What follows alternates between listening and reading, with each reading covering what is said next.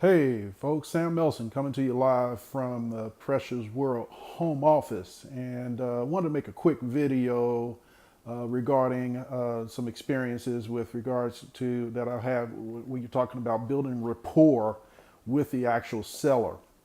Uh, I'm trying to help folks get their very first deal or even their second deal. Because I know when you go to these seminars and you pay all these thousands of dollars, 10, 20, 30, 40, even as high as $50,000, you don't actually get what you're really needing to make something happen. And then they put you, they may give you an advisory line or something of that nature. But, you know, being on the street and doing this thing for real, it's a different game, and you don't know what you don't know. And so it's my desire to help you get your first deal or your second deal, so we can get a trend going, and to kind of give you some of the golden nuggets that I've discovered after doing a little north of 100 transactions myself, having been in the business for almost 5 years. So listen, with regards to building rapport, very important, very important. You want to obviously be relatable and understandable to the seller, but you also want to be professional. You want to be professional and authentic.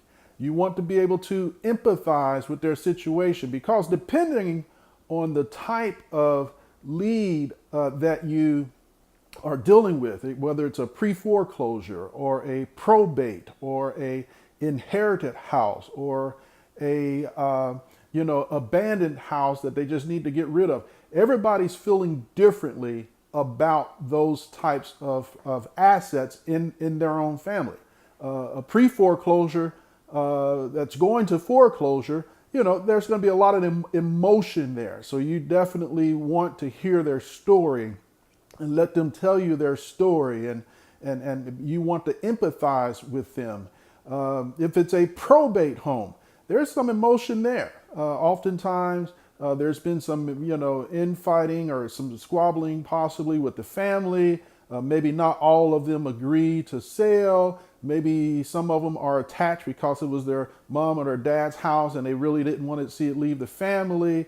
So you have to really understand the dynamics behind that type of lead. If it's an abandoned property, motion is maybe not as high, but there's a reason that they left. Maybe there was some mold or some type of infestation with termites, or maybe there was a chemical spill or something of that nature, and they just felt like they couldn't, restore the property the way they wanted to. Maybe the foundation is very bad, and so the foundation is a very serious matter. Foundation doesn't work, the whole house can fall.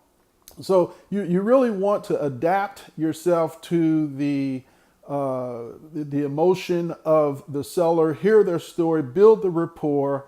I know I have sat with sellers myself sometimes for hours. Sometimes I might, if I've engaged, for instance, in the door knocking and someone invited me in and I sat with them, and it was 6 p.m. in the evening, and I would sit with them, listen to their story, share some of my experiences, if there were any, or anything that can be related, give them some thoughts, help them identify possible other solutions. Because I will also tell you this, especially when someone's losing their house, one thing you don't want to do is go up there and tell them, I'm here to buy your house. That is the wrong approach. That is the wrong approach. Now, if they bring that up to you, then you can say, hey, yeah, that's definitely an option if that's what you want us to do. But right now I'm here to try to help. So how you build a rapport in order to get your deal is very, very important. I personally would not want to go to anybody's property looking flashy. Every now and then I might have a jacket on top of, my top here. But oftentimes, sometimes, jeans, a nice pair of jeans, not the holy ones, but a nice pair of jeans are fine, or nice slacks. But you don't want to look over the top but you also don't want to look like you can't handle buying a property either. And so, you want to kind of be in the middle with regards to your own personal appearance. But again, most importantly, you want to be professional, and you want to be empathetic, and you want to really do more listening as you are building rapport. A lot of these folks in these situations with these types of homes are in, some type of distress or emotional state. I can tell you, I had one seller that called my company and wanted to do business with me because just before she had saw a sign or a commercial about we buy ugly houses, and she didn't like she didn't like what that was called because she said my house is not ugly. So she recognized my advertisement, and I'm not sure at the time which one it was, but I obviously I don't subscribe to the We Buy Ugly Houses banner, and she really wanted to work with me, as well as once I got there, she really saw how professional I was, how I listened to her story, and she felt like that her home was going to be in good hands and that someone was going to value her home as much as she does. So, you've got to learn how to read the language, read the body language, read the environment, things of that nature, and be able to build the rapport properly. I know at times I've sat with sellers, like I said, sitting there for hours, and you're listening to their story, and it might be 3, 4, 5, 6 hours later. And guess what? At midnight, I'm writing the contract up.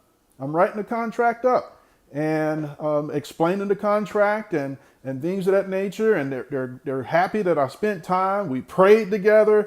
We had a nice little rapport going on. And that's happened. That's happened several times over the years with me. So I want to be able to, again, help you to be able to get your first deal or your second deal so you can begin a trend. And this is just one of the golden nuggets that I wanted to share with you regarding building rapport with the seller and how important that is. If you're insulting, if you're walking in like you're a big deal, if you're trying to overpower or overcome or force them to sell and things of that nature because you're desperate, those kinds of things are going to cause you to lose. So you obviously don't want to approach that way. But listen, just talk to them just like I'm talking to you. And in some cases, you probably don't want to talk to them like I'm talking to you because I'm kind of coming a bit forthright, where in many cases you want to be a little more reserved because you want them to do more talking. Now, you do become more forthright when it's your turn to talk, and now they are able to see your confidence in being able to help them out of that situation. Like I said, especially in the pre-foreclosure niche, they are looking for help. And when you can exhibit that type of confidence, that you've got the right strategy that's going to help them out and how it's going to benefit them, that they're not going into foreclosure. I have strategies as well that not only do they not go into foreclosure, but I also can help them improve their credit if we employ a couple of particular type strategies. So it's a win for them and a win for the neighborhood because typically if they're going to foreclosure, they can't continue to maintain the property. And so it's a win for them, the neighborhood, and again, for your business because you're helping them out. So I just wanted to kind of share that quick nugget with you about building rapport and how important it is.